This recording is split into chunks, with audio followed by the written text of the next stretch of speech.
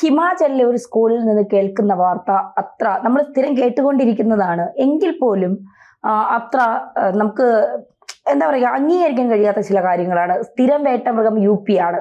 ഇത്തവണ UP നിന്ന് മാറിയത് ഹിമാചലിലേക്ക് വന്നു. ഹിമാചൽ ആയതുകൊണ്ടായിരിക്കാം വലിയ ചർച്ചകളിലൊന്നും ഇത് വരാത്തത്. കാരണം കോൺഗ്രസ് ആണ് അവിടെ ഭരിക്കുന്നത്. മറ്റേത് BJP ആയതുകൊണ്ടാണ് ഒരു കാക്ക ചത്താലും ചർച്ചയിൽ വരുന്നത്. ഇവിടെ ഈ 24 വിദ്യാർത്ഥികൾ ഒരു ഗണിത അധ്യാപകനെതിരെ പരാതി നൽകിയിരിക്കുകയാണ്. എന്തിനാണ് ആ പരാതി? അതായത് 8 മുതൽ 10ാം ക്ലാസ് വരെയുള്ള ക്ലാസ്സുകളിലെ 24 വിദ്യാർത്ഥിനികൾ, പെൺകുട്ടികൾ, അവരാണ് ഈ പരാതിക്കാർ, അല്ലെങ്കിൽ അവരുടെ രക്ഷിതാക്കളാണ് പരാതിപ്പെട്ടിരിക്കുന്നത്.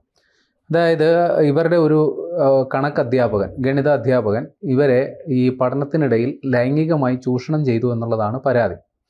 അപ്പോൾ ഈ സ്കൂളിൽ ഈ ഹൈസ്കൂൾ പഠിക്കുന്ന കുട്ടികൾക്ക് വേണ്ടി കൗൺസിലിംഗ്, ഇപ്പം മിക്ക സ്കൂളുകളും ഉണ്ടല്ലോ കൗൺസിലിംഗ്. അപ്പോൾ അത്തരത്തിൽ ഇവരുടെ ശിക്ഷാ സംവാദ് എന്ന് പറയുന്ന ആ നാട്ടിലെ ഒരു ഇതേപോലെ കുട്ടികളെ സംബന്ധിച്ച് അങ്ങോട്ടും ഇങ്ങോട്ടും സംസാരിക്കുന്ന ഒരു പരിപാടി. അപ്പോൾ അതിൽ ആണ് ഈ പെൺകുട്ടികൾ ഈ കാര്യം വെളിപ്പെടുത്തിയത് കൗൺസിലിങ്ങിനിടയിൽ. അപ്പോൾ ആരോ ഒരു കുട്ടി വെളിപ്പെടുത്തിയപ്പോൾ സമാനമായ പരാതികൾ വേറെയും കുട്ടികൾ പറഞ്ഞു. അങ്ങനെ മൊത്തത്തിലൊരു അന്വേഷണം നടത്തിയപ്പോൾ 24 കുട്ടികൾ പരാതിയുമായിട്ട് വന്നിട്ടുണ്ട്. അവരെല്ലാം ഈ അധ്യാപകനെതിരെ മൊഴി കൊടുത്തിട്ടുണ്ട്, ഇത്തരത്തിൽ ലൈംഗികമായി ദുരുപയോഗം ചെയ്തു എന്നുള്ളത്.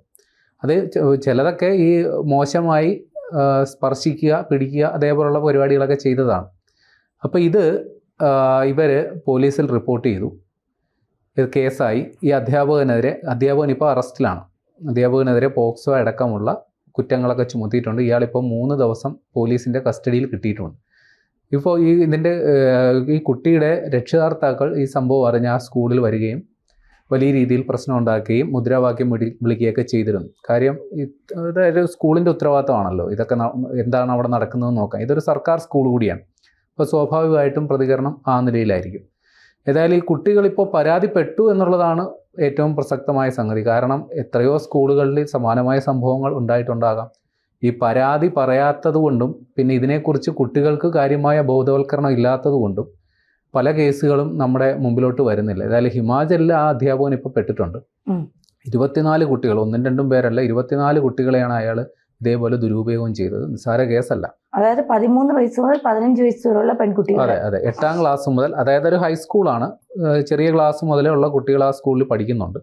അപ്പോൾ അതിൽ 8ാം ക്ലാസ് മുതൽ 10ാം ക്ലാസ് വരെയുള്ള കുട്ടികളാണ് ഇത്തരത്തിൽ പരാതിപ്പെടാൻ അവർ ധൈര്യം കാണിച്ചു. അല്ലെങ്കിൽ അവർക്ക് അത് പരാതിപ്പെടാനുള്ള ആത്മവിശ്വാസം ആ സ്കൂൾ അധികൃതർ കൊടുത്തു എന്നുള്ളതാണ് പ്രധാനം.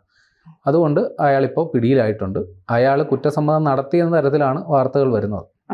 ഇതൊക്കെ ചെയ്തു വന്ന് അതായത് ഒരു അധ്യാപകൻ എന്ന് പറയുമ്പോൾ കുട്ടികൾക്ക് ആദ്യം ഉണ്ടാകുന്ന ബഹുമാനവും ഒപ്പം ഭയവുമാണ്.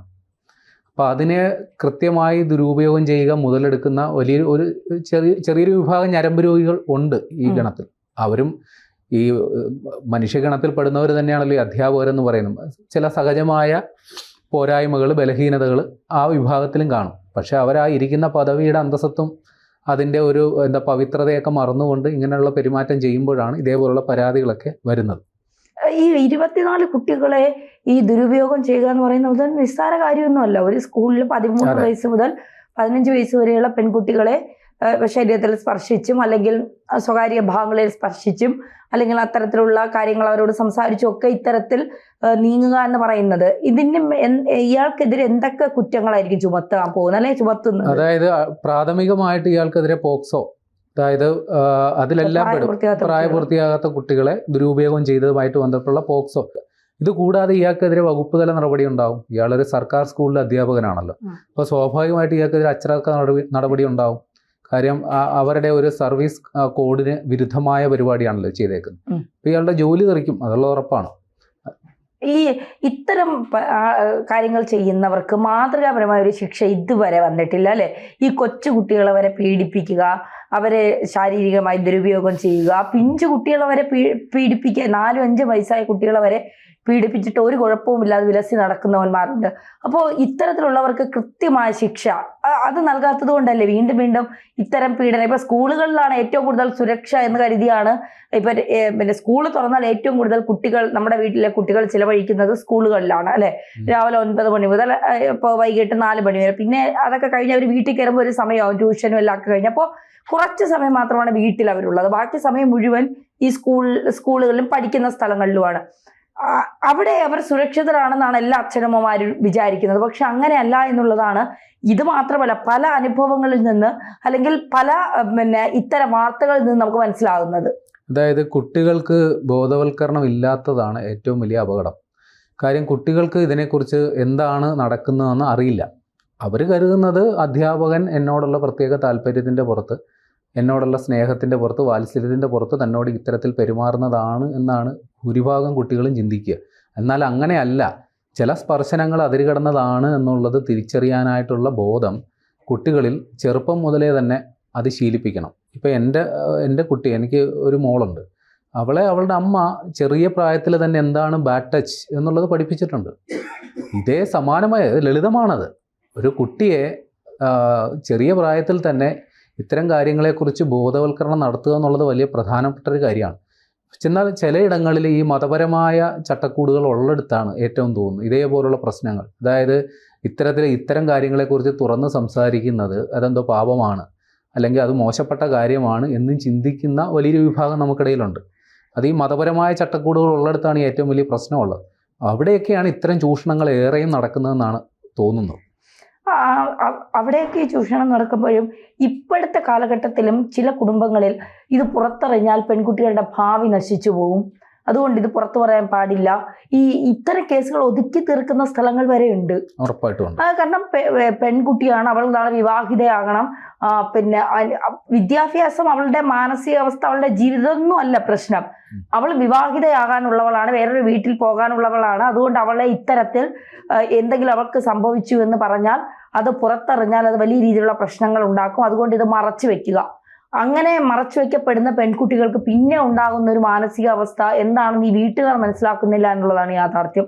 ഇത് പറയേണ്ടിടത്ത് കൃത്യമായി പറഞ്ഞ്, ഇപ്പൊ ഒരാൾ നമ്മളെ ഉപദ്രവിച്ചു, നമ്മളത് നമ്മുടെ വീട്ടിൽ പോയി പറയുമ്പോൾ അവര് പെൺകുട്ടിയാണെങ്കിൽ അവർ പറയുന്നത് ഇത് നമ്മൾ സംസാരിച്ച് തീർക്കാം, ഇതിൽ നീ കൂടുതൽ പുറത്താരോടും പറയാനൊന്നും നിൽക്കണ്ട. അപ്പൊ നമ്മുടെ വിചാരം ഇനിയും നമ്മളെ ആരെങ്കിലും ഉപദ്രവിച്ചാൽ ഇവരുടെ സമീപനം ഇങ്ങനെ തന്നെ ആയിരിക്കും. ഞാൻ എല്ലാ വീട്ടിലും അച്ഛനമ്മമാരെ അല്ല പറയും, നല്ലതുപോലെ പ്രതികരിക്കുന്ന അച്ഛനമ്മമാരുണ്ട്. വീട്ടിൽ ചെന്ന് അവന്റെ കരണ കുറ്റിക്ക് നോക്കി 4 എണ്ണം കൊടുത്ത് അവനെ പിടിച്ച് ജയിലിലിടുന്ന, അല്ലെങ്കിൽ കേസ് കൊടുക്കുന്ന, 4 ആൾ അറിഞ്ഞാലും കുഴപ്പമില്ല, ഇനി അവൻ ആരോട് ഇത് കാണിക്കരുത് എന്ന് തൻ്റെ ഇടത്തോടെ നിലപാടെടുക്കുന്ന രക്ഷിതാക്കളും ഉണ്ട്. അങ്ങനെ അല്ലാത്തവരും ഉണ്ട്, ഇപ്പോഴും ഉണ്ട് അങ്ങനെ അല്ലാത്തവർ. കാരണം പെൺകുട്ടിയാണ്, നിന്റെ മാനം പോവും, നമ്മുടെയൊക്കെ കുടുംബ മഹിമ പോവും, അതുകൊണ്ട് ഇത്തരത്തിലുള്ള കാര്യങ്ങൾ ഇനി പറയരുത്, ആരോടും പറയരുതെന്നും പറഞ്ഞു പോകുമ്പോൾ ഈ കുട്ടികൾ ഇത് മനസ്സിൽ വെച്ച് അവർ വളരും തോറും ഇത് അവരോടൊപ്പം വളർന്ന് അവർക്കുണ്ടാകുന്ന ഒരു മാനസിക ബുദ്ധിമുട്ട്, സംഘർഷം പിന്നീട് അവർ അനുഭവിക്കുന്നത്. അതായത് കുട്ടിക്കാലത്തുണ്ടാകുന്ന ഇത്തരം മോശം അനുഭവങ്ങൾ നമുക്കൊരു തിരിച്ചറിവായി കഴിയുമ്പോഴാണ് അത് വലിയൊരു ട്രോമയായിട്ട് മാറുക. അതിൻ്റെ ആഘാതം ഒരുവിധം വലുതായി കഴിയുമ്പോഴായിരിക്കും അയ്യോ എനിക്ക് ഇങ്ങനെ ഒരു അനുഭവം ഉണ്ടാകുക. കാര്യം ആ സമയത്താണ് അതിനെക്കുറിച്ചുള്ള ബോധം ഉണ്ടാകുന്നത്. ഏറിയ പങ്കും ഈ കുട്ടികളിൽ മറ്റുള്ളവർ നേടിയെടുക്കുന്ന വിശ്വാസം ദുരുപയോഗം ചെയ്യപ്പെടുന്നതാണ് പ്രശ്നം. ഇപ്പോൾ നമ്മളെ പഠിപ്പിക്കുന്ന അധ്യാപകനായിക്കോട്ടെ, നമ്മുടെ അയൽവാസി ആയിക്കോട്ടെ, നമ്മുടെ ബന്ധു ആയിക്കോട്ടെ, ഈ വീട്ടിനുള്ളിൽ സഹോദരനോ മാതാപിതാക്കളോ ആരെങ്കിലും ആയിക്കോട്ടെ, ഇവർ ഈ കുട്ടിയിൽ നിന്ന് നേടിയെടുക്കുന്നൊരു വിശ്വാസം പിന്നീട് ദുരുപയോഗം ചെയ്യപ്പെടുന്നുണ്ട് പലപ്പോഴും. അപ്പോൾ അത് ആ കാര്യത്തിൽ കൃത്യമായ ഒരു ഇടപെടൽ നടത്താനായിട്ട് ഒന്നെങ്കിൽ വീട്ടിൽ ആളുണ്ടാകണം, ഇത്തരം കാര്യങ്ങളെക്കുറിച്ച് ചോദിക്കാനും അന്വേഷിക്കാനും. അല്ലെങ്കിൽ അതാത് സ്കൂളുകളിൽ, ഇപ്പോൾ ഈ സ്കൂളിൽ നടന്നത് അതൊരു കൗൺസിലിങ്ങിൽ വന്നു പുറത്തു വന്നതാണ്. ഇതേപോലെ ഓരോ സ്കൂളിലും പഠിപ്പിക്കുന്ന ക്ലാസ് ടീച്ചറിൻ്റെയോ അല്ലെങ്കിൽ അതേപോലെ PTA നേതൃത്വത്തിൽ ഒരു സമിതി ഉണ്ടാകണം. ചില കുട്ടികളിലുണ്ട് പെട്ടെന്ന് പഠന വൈകല്യം ഉണ്ടാകുന്നു, മാനസികമായ ചില പിരിമുറുക്കങ്ങൾ അനുഭവപ്പെടുന്നു. അപ്പോൾ ഉറപ്പായിട്ട് അത്തരം കുട്ടികളെ കൗൺസിൽ ചെയ്യണം. ഇത്തരം സാഹചര്യങ്ങളിലൂടെയാണോ പോകുന്നത് നമുക്കറിയില്ലല്ലോ. അപ്പോൾ ഒരു പരിധിവരെ അത്തരം ഇടപെടലുകളിലൂടെ മാത്രമേ ഈ പ്രശ്നം പരിഹരിക്കാൻ പറ്റുള്ളൂ.